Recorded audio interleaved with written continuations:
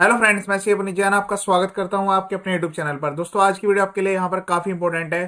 GST में एक latest judgement आया है और जजमेंट जो एसएससी के फेवर में आया है। वीडियो को पूरा एंड तक देखिएगा, ध्यान से समझिएगा। यहाँ पर जो रेट पिटिशन फाइल की गई है उसमें दो ऑर्डर्स को क्वेश करने के लिए यहाँ पर प्रे की गई। एक तो ओरिजिनल अथॉरिटी का ऑर्डर, दूसरा अपीलेट अथॉरिटी का ऑर्डर। अब यहाँ पर क्या केस, क्या इन्वॉल्व था, क्या फैक्ट थे, वो समझिएगा। जो पेटिशनर है वो एंगेज है business of manufacturing and selling of pressure cookers under the brand name of Hawkins. जो प्रिंसिपल प्लेस ऑफ बिजनेस है पेटिशनर का वो कानपुर में है। जो फैक्ट्री का एड्रेस है वो अलग अलग जगह पर सिचुएटेड है और वो जौनपुर में है। पेटिशनर जो है परचेज करते हैं स्टॉक के बाद ट्रांसफर करते हैं जो भी रॉ मेटेरियल पार्ट्स हैं ताकि वहां पर मैन्युफैक्चरिंग हो सके from outside the state of UP for being delivered in its factory. ठीक है, situated in Jaunpur. Petitioner has purchase the raw material for manufacturing of pressure cookers in the month of January 2020 from various supplier situated in Maharashtra. Maharashtra से जो है वो सामान खरीदा गया, raw materials. उसके बाद जो है स्टॉक जब ट्रांसफर किया जा रहा था तो उस केस में जो है 8 बिल्स बनाए गए। उसमें जो प्लेस ऑफ सप्लाई है वो करेक्टली मेंशन की गई कि जो सामान है वो कानपुर नहीं जाना है, वो जौनपुर जाना है जहां पर फैक्ट्री सिचुएटेड है।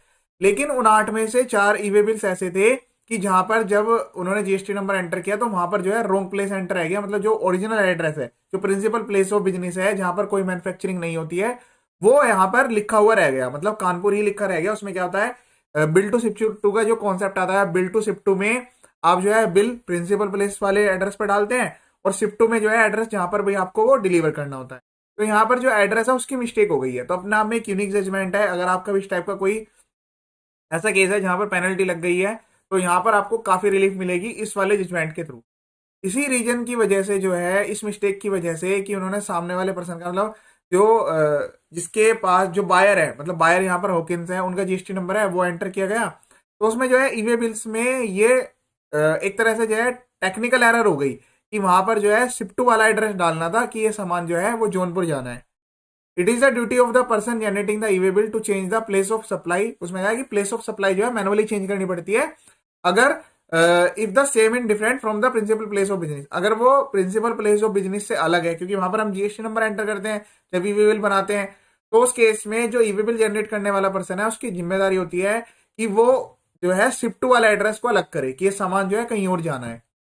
The goods was intercepted on January 31st of 2020 and the memo of detention was issued 1 फरवरी को जो है रिटेन कर लिया गया। उसमें जो है एमओवी 6 इशू किया गया। तो पेटिशनर की कंटेंशन है, पेटिशनर की तरफ से जो लर्न काउंसिल है उन्होंने सबमिट किया कि एक तरह से ये एक ऐसी मिस्टेक है जो कि अकाउंटेंट ने कर दी है जब उसने ई वे बिल जनरेट किया है। तो इसमें कोई टैक्स इवेजन का पॉइंट नहीं आता है। They fail to change the place of supply. The E way bills, जो ई वे बिल जनरेट हुआ है उसमें रोंगली जो है कानपुर लिखा गया है जबकि वहां पर जौनपुर वाला एड्रेस आना था। तो डिलीवरी है रॉ मेटेरियल्स की, उसमें भी जो डिलीवरी है वो तो एक्चुअल प्लेस पर ही होनी थी, तो उसमें भी कोई दिक्कत वाली बात नहीं है। रॉ मेटेरियल जो है वो मैन्युफैक्चरिंग जगह पे ही, जहां पर मैन्युफैक्चरिंग होगी उसी जगह पर ही रिक्वायर्ड था, तो उसमें कानपुर में उसका कोई लिंक नहीं था। लेकिन जो प्रिंसिपल प्लेस ऑफ बिजनेस है, जो रजिस्ट्रेशन है वो कानपुर का है and not at the principal place of business. Thus the mentioning of the wrong place of supply in the e-way bills was merely a technical breach। उन्होंने कहा कि technical error है, इसमें कोई टैक्स का तो कोई इवेजन हुआ नहीं है। उन्होंने फिर फर्दर कहा कि ये जो गलती है ये 4 ई-वे बिल्स में हुई, बाकी 4 में सब कुछ ठीक था।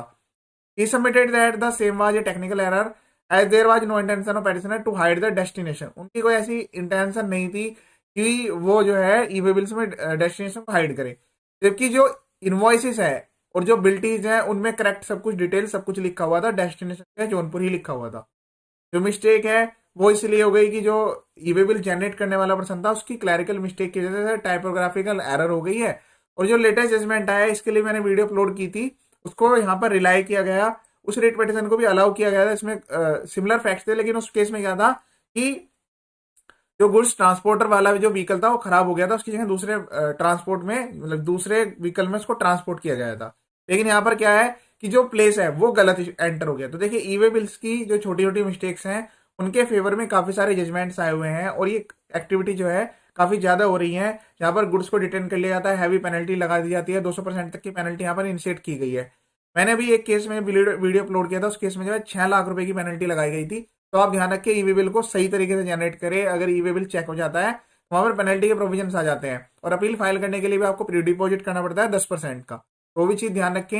एक तो ये वाला केस तो हो गया, दूसरा जजमेंट यहाँ पर रेफर किया गया है, उसमें भी सिमिलर टाइप का केस था और उसमें भी एसएससी के फेवर में डिसीजन आया हुआ था। ठीक है, अब इसके बाद यहाँ पर जो डिटेंशन ऑर्डर पास किया गया, इसमें पेनल्टी लगाई गई, उसके लिए इन्होंने अपील भी फाइल की, लेकिन अपील में ये चीज रिजेक्ट हो गई, क्योंकि उसमें कहा गया है कि अगर एड्रेस आपने गलत लिख दिया ईवी बिल में तो वो चीज सस्टेन नहीं करेगी।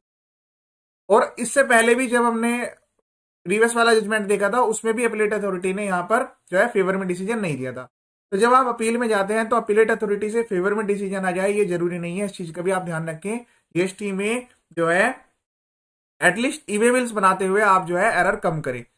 आप रिटर्न्स में अगर कोई एरर कर रहे हैं तो उस केस में वो चेंज हो सकती है, लेकिन ईवे बिल जो है वन टाइम डॉक्यूमेंट्स है, वो डॉक्यूमेंट वैलिड रहता है आपका जब तक का आपका गुड्स जो है डिलीवर नहीं हो जाता है। गुड डिलीवर के केस में जो है वो कभी भी चेक हो सकता है, जहां पर भी गुड्स की डिलीवरी हो रही है, जहां से स्टार्ट हुआ है, स्टार्टिंग से लेकर डेस्टिनेशन पॉइंट तक वो कभी भी चेक हो सकता है। उसके बाद भी उसको फाइलिंग में रखना जरूरी है, क्योंकि ईवे बिल जो है अगर कोई केस लो लगता है तो बाद में वो चेक किए जाते हैं। अब यहाँ पर क्या है कि जो एड्रेस है वही अगर गलत हो गया तो उस केस में जो है ईवे बिल की वैलिडिटी अपने आप में खत्म हो जाती है, क्योंकि ईवे बिल के जो प्रोविजंस हैं वो काफी स्ट्रिक्ट बनाए गए हैं। However, what is to be seen in this particular address was not an anonymous address, but was the address of registered office of petitioner। में कहा गया है कि ये चीज भी ध्यान रखने वाली बात है कि जो दूसरा एड्रेस है वो भी पेटिशनर का ही है, मतलब उनका रजिस्टर्ड ऑफिस है वो। तो ऐसा नहीं है कि कोई गलत एड्रेस ही बिल्कुल हो गया। यहाँ पर जो मिस्टेक है बस केवल वो है कि जहां पर डिलीवरी होनी थी, मतलब जो डेस्टिनेशन वाला एड्रेस था वो इनकरेक्ट हो गया, क्योंकि उसे मैनुअली जो है अपडेट करना होता है, और वो 8 में से 4 में ऐसा हो गया। बाकी के सारे ठीक थे। 8 इनवॉइस जो 8 बिल्टी थी इनवॉइस में और बिल्टी में, वो सब कुछ करेक्ट था। तो यहाँ पर इस चीज को कंसिडर किया गया है कि टैक्स इवेजन की कोई इंटेंशन नहीं है।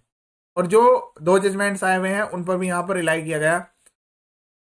उस केस में यहाँ पर ये चीज को कंफर्म किया गया, जो सेक्शन 129 है उसकी जो पेनल्टी है, जो हार्स प्रोविजंस है, वो ऐसा तभी अप्लाई किया जा सकता है जब इंटेंशन हो टैक्स इवेजन की। पेनल्टी के प्रोविजंस है, इतने हार्स प्रोविजंस लगाए जाते हैं, तो तब यहाँ पर टैक्स इवेजन की इंटेंशन अगर प्रूव हो जाती है। लेकिन डिपार्टमेंट की तरफ से ऐसा कुछ भी नहीं कहा गया कि यहाँ पर कोई ऐसी इंटेंशन थी। बस केवल यहाँ था कि उन्होंने जो रूल्स है, जो प्रोविजंस बनाए गए हैं, उसमें जो है वो प्रॉपर अगर एड्रेस नहीं आएगा तो उसे इनवैलिड माना जाएगा। ये चीज तो है, क्योंकि उसमें लॉ में ऐसा लिखा हुआ है। For example, in the event of goods are not accompanied by the invoice or e-way bills, completely absent a presumption may be raised there is intention to evade। कि अगर वहां पर टैक्स इनवॉइस में डिटेल्स अलग होती है, tax invoice नहीं होते, एबिलिटी नहीं होती, तो फिर ये इंटेंशन आ सकती थी कि टैक्स इवेजन की इंटेंशन है। लेकिन ऐसा इस केस में नहीं हुआ, क्योंकि बाकी सब चीजें ठीक थी। बस केवल एक एड्रेस की जगह जो कि पेडिशनर का ही एड्रेस है वो गलत डल गया। However, when most of the documents are accompanied with the goods and there are some typographical error, a presumption to tax evade not arise। Okay, in the present case the goods were accompanied by the relevant invoice बिल्टी, सब कुछ ठीक है। E-way bills में address की गलती है और उसमें भी 4 में ऐसा हुआ है, इसलिए जो हार्स पेनल्टी है वो नहीं लगानी, यहाँ पर नहीं लगनी चाहिए, ऐसा यहाँ पर ऑनरेबल कोर्ट की तरफ से कंसिडर किया गया। In the light of the above, I am of the view that the penalty impose in particular case without any basis of law. उन्होंने कहा कि ये जो पेनल्टी लगाई गई है इसका कोई बेस नहीं है, इसीलिए जो इम्पंच ऑर्डर है वो ओरिजिनल अथॉरिटी का, मतलब जिसने गुड्स रिटेन करके जो पेनल्टी लगाई थी वो भी, और उसके साथ साथ जो अपीलेट अथॉरिटी का ऑर्डर था जिसने उनको कंफर्म किया था उस वाली पेनल्टी को, वो दोनों के दोनों यहाँ पर क्वेश्चन किए गए, सेट असाइड किए गए और रिट पिटीशन को अलाउ किया गया। तो ये था लेटेस्ट जजमेंट। आप भी इस टाइप के पॉइंट्स का यूज कर सकते हैं, और इस वाले जजमेंट्स का, इस टाइप के काफी सारे जजमेंट्स ऑलरेडी आए हुए हैं। तो अगर जहां पर फैक्ट्स बिल्कुल सिमिलर होते हैं तो वहां पर आपके फेवर में जो एजुकेटिंग अथॉरिटी है, अपीलेट अथॉरिटी है, उनको कंसीडर कर सकती है। लेकिन अगर फैक्ट्स डिफरेंट है तो वो फिर उनकी खुद की डिस्क्रिप्शन पे यहाँ पर डिपेंड करता है। अगर वहां से आपको रिलैक्सेशन नहीं मिलती है तो आप यहाँ पर फिर उसके बाद जो है रिट पिटीशन फाइल कर सकते हैं। इसी टाइप के काफी सारे वीडियोज मेरे यूट्यूब चैनल पर अवेलेबल हैं। जीएसटी के जजमेंट की अलग प्लेलिस्ट मैंने यहाँ पर बना दी है, आप वीडियो जरूर देखिए। चैनल का जो पर्पज है फुली एजुकेशनल है, तो आप चैनल को सब्सक्राइब करें ना करें, वीडियो जरूर देखिए, आपको 100% बेनिफिट होगा। ये वीडियो देखने के लिए